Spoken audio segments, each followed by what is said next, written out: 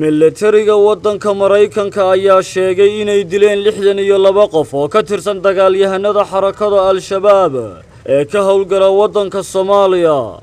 Dagaalyahanadan ayaa lagu dilay 6 duqeyn oo Mareykanku ay ka fuliyeen gudaha dalka Soomaaliya. 4 weerar oo dhanka cirka ah oo dhacay Sabtidii ayaa waxaa lagu dilay 32 ka tirsan xarakada Al-Shabaab, 28 ka tirsan dagaalyahanada xarakada Al-Shabaab.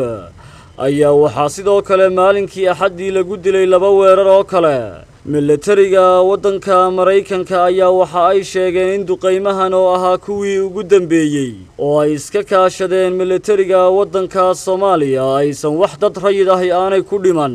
Kooxda xarakada Al-Shabaab oo gacan saar leh ururweynaha Al-Qaacida ayaan iyadu dhankeeda ka hadlin weeraradan ugu dambeeyay ee dhacay, waana weeraradii dhanka cirka ahaa ee ugu dhimashada badnaa tan iyo bishii Noofembar ee 2017 markaasi oo Mareykanku ay sheegeen inay dileen 100 mintidiinta xarakada Al-Shabaab.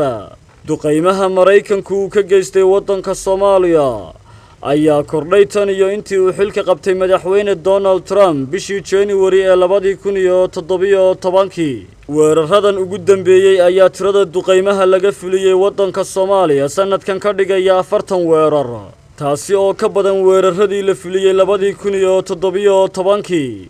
Mareykanka ayaa saldhig ballaaran ku leh dalka Jamhuuriyadda Djibouti, halkaas oo waddanka Mareykanku uu weerarada ka soo qaado.